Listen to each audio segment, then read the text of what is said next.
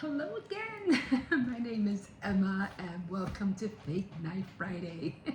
I know it's been a minute since I've been on here, but as you can see, I'm going through a process of trying to fix my dentures, and I know I haven't been on here. Now it's like, you know what, I've been filming every day, putting videos out, and so, I'm just going to do Faith Night Friday. Hopefully, in about a couple of weeks more, I finally will have my bottom dentures in, and I'll be back to normal, hopefully.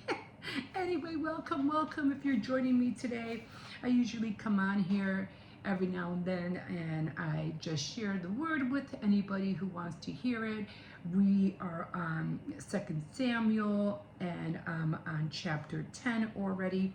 So what I do, I don't take, I don't argue with anybody. I don't debate with anybody. I just read the word and I give my opinion, and then you can decipher what you want to take out of it. So that's all I do. I do have commentaries that I do back it up with. I don't say, oh well, this is what the word said and this is what that said. I don't recite scriptures or anything like that. I just read the word. You take it as you want, and if you feel like you want to read it on your own and get your own opinion, read it for yourself, because that's all we're doing. We're just reading the word. I'm just sharing what's written in here, and we take it from there, and we try to see what else has to be said about that chapter. So I did start with Samuel, because I always wanted to know about King David and how he became king. I was really like, and I was always in the New Testament. Rarely ever was I in the Old Testament. So it just happened that I got into this one book, and I started reading because I wanted to read, go through the Bible, in a whole year, and it just helped me to do. And you know what? Let's jump into the Old Testament. Let's just dive into it and see what it has to share with me personally. So I say, you know what? I've been in the New Testament like for the longest time, but I never really wanted. I don't know. I always just felt like it was attacking me, or it was just so brutal, and the history of it was so bad that I just didn't want nothing to do with it. I was like, no, I don't want to hear about what was done back then, because then they say or feel like that's what we should do today, and that's not the case at all. And I said, okay, you know what?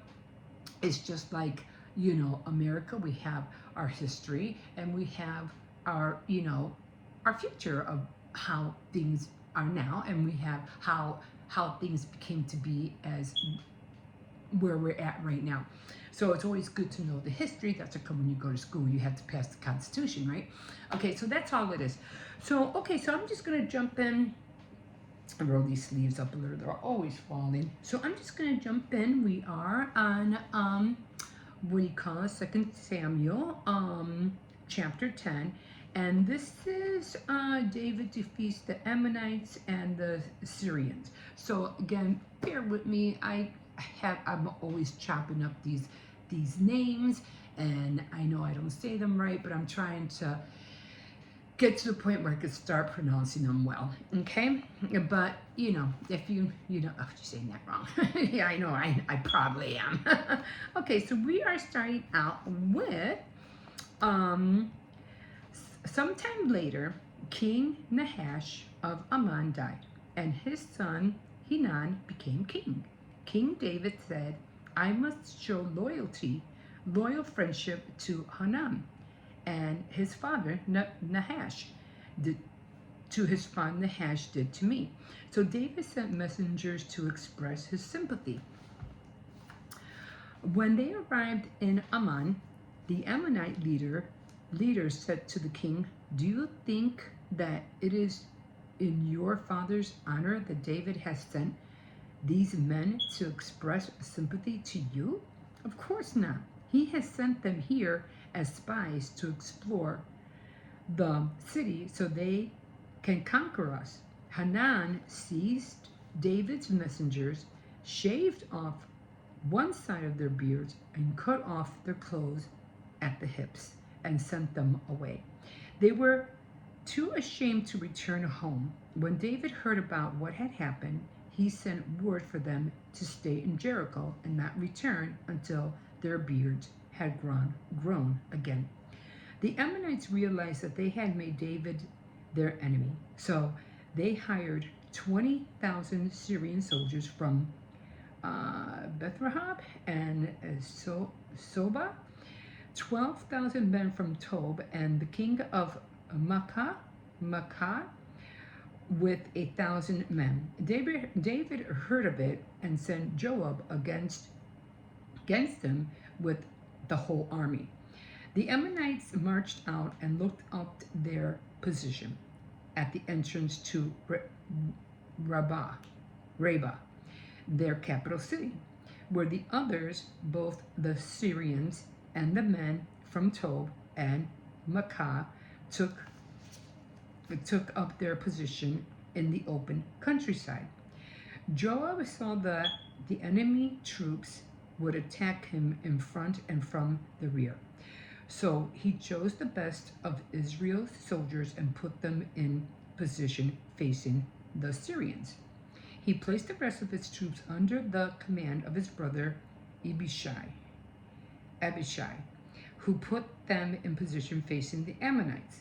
Joab said to him, "If you see the Syrians are defeating me, come and help me. If the Ammonites are defeating you, I will go and help you. Be strong and courageous.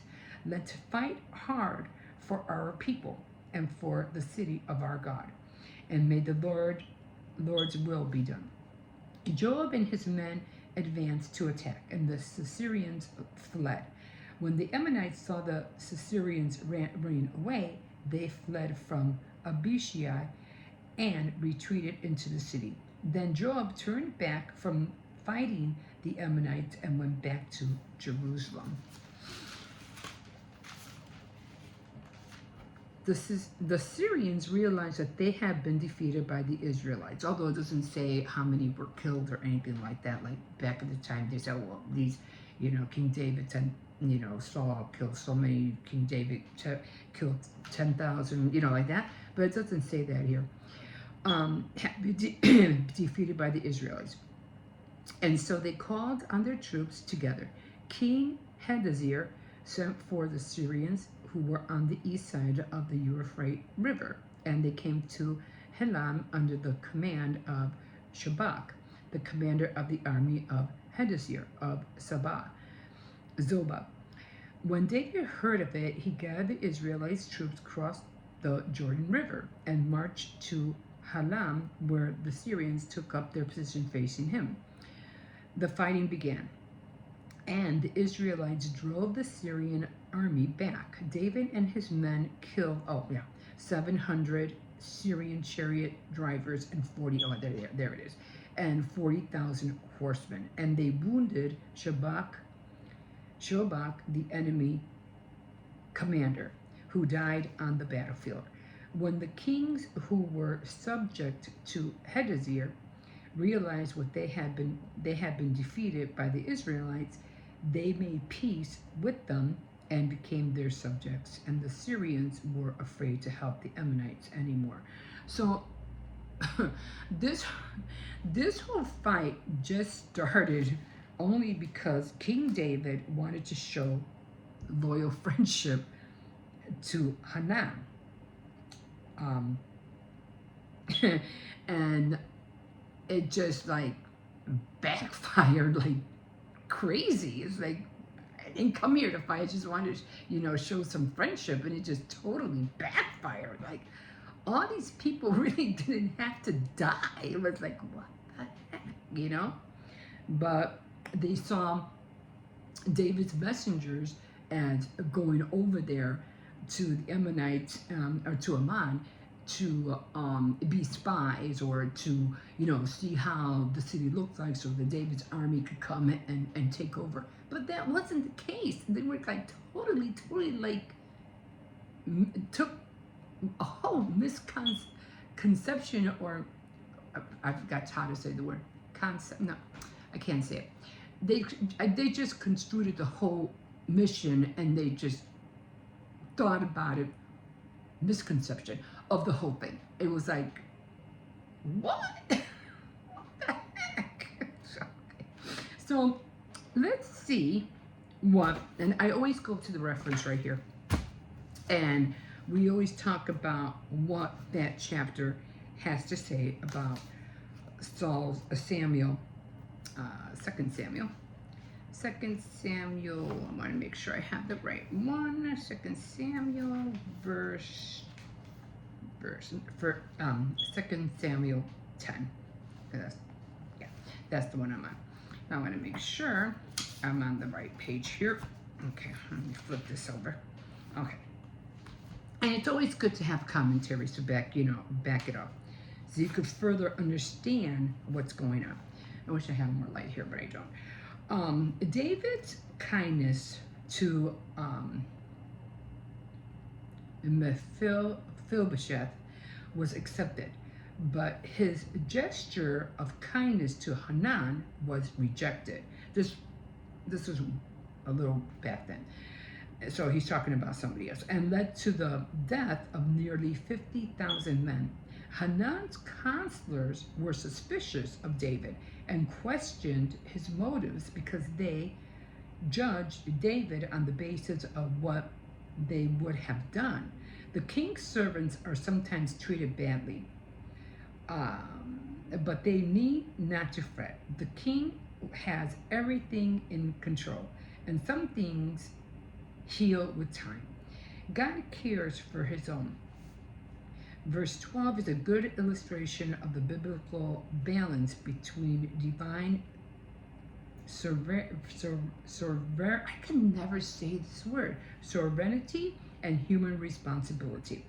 The same God who ordains the end, victory in battle, also ordains the means to the end, courageous men who do their job well. Faith and works must always go together. So there's that. Again, they just took it for something, it just wasn't intended, and they just construed the whole thing because they thought they were going to get spied on, and that, that wasn't the case at all. Okay, so now we're going to go over here, and this is, I think I have shown this book to you guys before, and it's called That's Why in the Bible.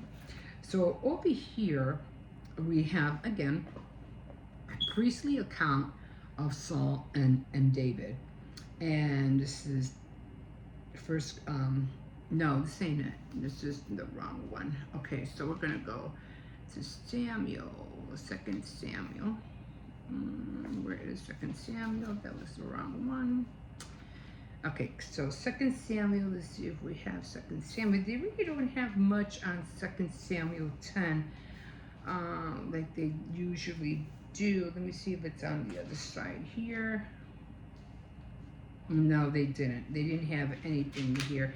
Usually I come here to get an extra information about what had to be said about 2 Samuel verse 10, but they don't have anything, unfortunately. So they have 2 Samuel 12, but they don't have anything for 2 Samuel 8, which is a shame.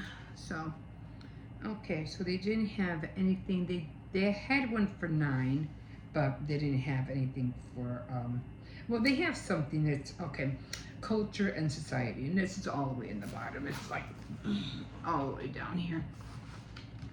And it just talks about the culture and society. The Israelites, I have to get a ring light. The Israelites required a man's beard as a mark of his worth and status. To have it forcibly removed or disfigured was not just a question of appearance, but a mark of defeat. Now, we did talk about that, how when Aman caught them, he made them shave off half their beard, of defeat. Since a leader was personally responsible for his followers, the humiliation of David's servants were was a humiliation for him as well. And that's why David said, oh no, they didn't, no, they did not. So that's what got David all riled up to, attack the Ammonites. So, okay, so that's what has to, why they didn't want to go back. They felt ashamed. Okay, so there's that for that, and we will go on to 11 next week. But I did want to come on here and talk to you a little bit of what I have been seeing and what I have been reading, because right now I am in unlike here, I'm not on 2 Samuel. I am actually on 2 Chronicles. I read 2 Chronicles every day. And on 2 Chronicles, I'm on chapter 22. So every day I do read the word, except with you guys, I'm still like way behind. Because I don't want to jump in and do this when I know we're still over here. So I want to, keep it in order. So I've been seeing a lot, about everything that's been happening, as far as events happening right now in our day. And the one that really got to me was the Helene hurricane. And I was watching that, it was devastation for sure. And all these houses, and how the water just just emptied out these houses. Like all you saw were just like houses. It was just like the skeletons of nothing in them. There was no furniture, no nothing. It was just nothing but the build of the house. And it was a lot of houses like that the water just swept everything away. So I started reading in Chronicles of how the presence of God is very, very important to have in your life.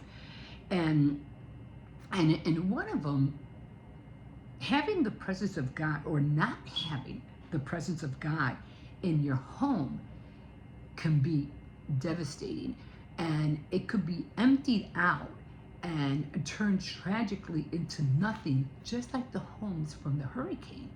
There was nothing in them, nothing built, no furniture, totally emptied and destroyed. And yeah, it had the replica of a house, but there was nothing in it. So I saw that, I was like, wow, that is fascinating. And I also thought about, the houses and the buildings that are in Detroit and Cleveland. I mean, these literally neighborhoods, and it's just not a house here over there. It's a whole neighborhood that's empty, that don't have nothing there. Factory buildings that are just like skeletons of what was once there. Nothing there. It's empty. And sometimes that's how I feel about our homes. If we don't have the presence of God in our homes, it will eventually be emptied out. And sometimes, yeah, we have a home, but because we don't sense or want anything to do with God in our house, all of a sudden your place is in disarray. It's dirty here, you got dirt over there, you have piled up of stuff over there, nobody cleans it, and you're living literally in squalor in your own home. It doesn't even matter if you rent or something, but you're living in squalor in your own home because you don't have the want to be, like they say, cleanliness is close to godliness. They don't have that. And they just live to live and don't care about how to make their house presentable, as if Jesus was going to come and knock on your door tomorrow, So it's really scary not to have the presence of God in your home. And the other one was not having the presence in your body.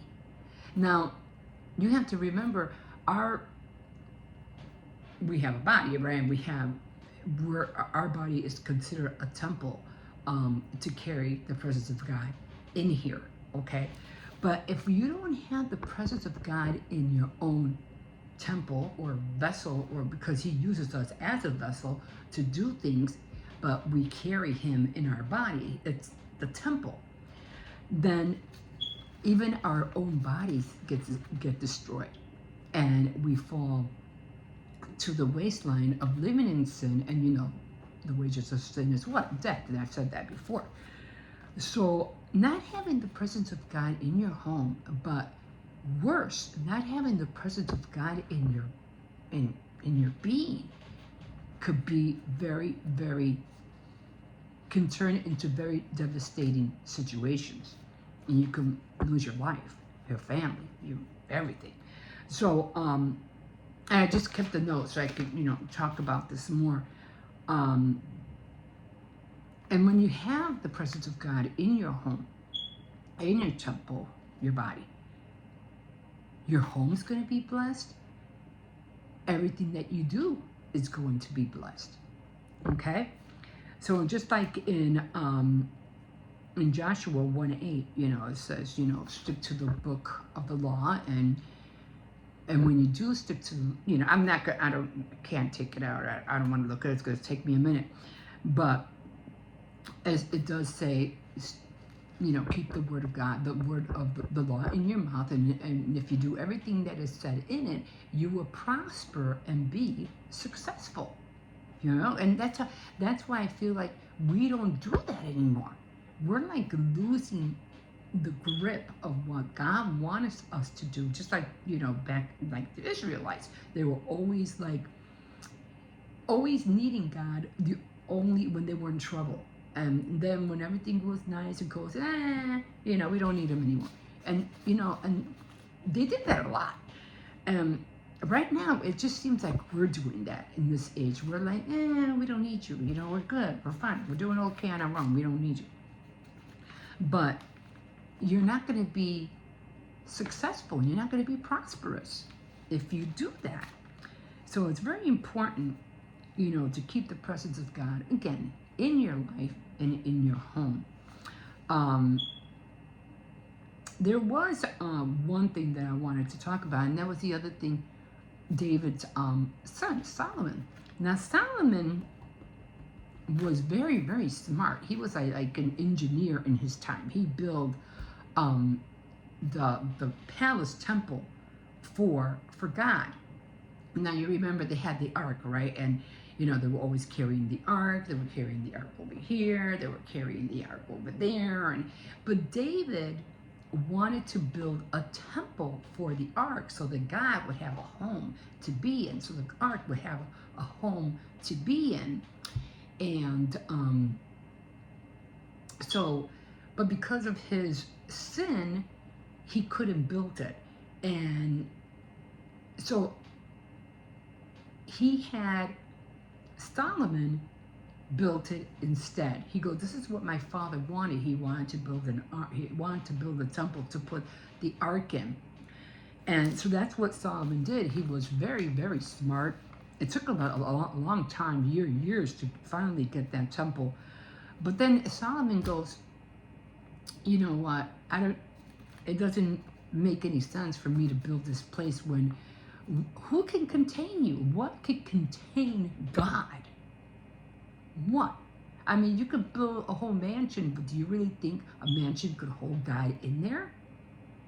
No, it can't. So, and then it's 2 Chronicles 6:18, and but God, I was talking about God didn't allow David, so he chose Solomon instead. And it goes on, not even all of heaven is large enough to hold you. Not even heaven could hold God. So what can this little palace do, right? So you consider that. And because God is all powerful, right? We know that he can do everything and anything he wants. So can you imagine?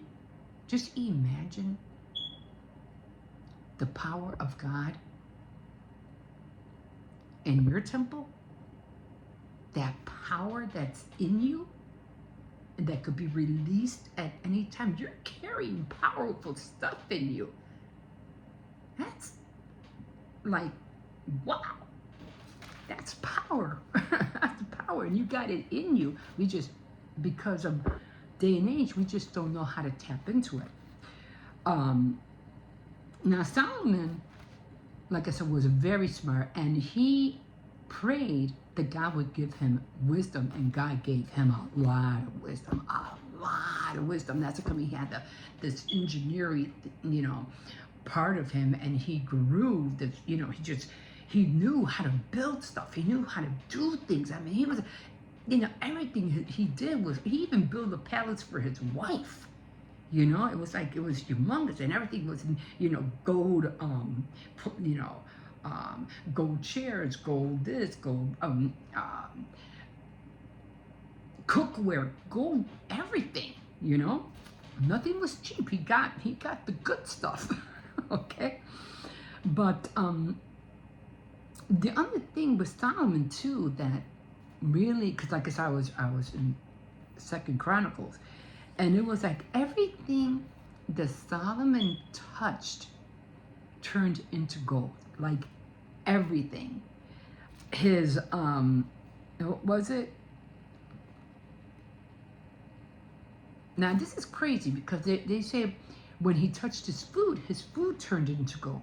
When he touched the trees in his garden turned to gold. And when he touched the palace turned into gold. Can you imagine touching something and it turning into gold? I don't know what it was, but this dude, everything that Solomon wanted, God blessed him, and it came into being. I was like, that was awesome. And it was like, it's like me grabbing this pencil. Okay, it didn't turn into gold. But anyway, doesn't mean I'm going to stop. I'm not going to stop trying. I'm going to continue to maybe someday God will bless me and I'll see this pencil turn into gold. I don't know what I'll do with it, but it'll be a gold pencil. And that's amazing. Everything that Solomon touched was blessed like enormously, like crazy. So sometimes I think when we think about that, maybe we might not at this moment be able to turn things into gold, but when you keep the presence of God in your body, that power will help you succeed. I mean, you'll have great ideas. You'll have great opportunities. It won't end. I mean, everything you touch will turn into something great. And it did say that everything God touches, like through us, probably won't turn into gold, but it turns into perfection. Because God is perfect. And everything that we want to do, He blesses. And sometimes we have our plans, we want to do things our way. We go, whoa, wait. Do it my way, it's better. And His way always is better. Not only better, but more greater. And you'll always be like, oh, like amazed, like blown. Your mind will be blown, like, oh, wow. So, like I said, sometimes don't discard not having the presence of God in your house. Don't discard not having the presence of God in your life, in your body. Because once you do, once you have that in you, miracles happen, blessings happen, great stuff happens. And then you'll be a witness to people and say, because I have this, this is why this is happening.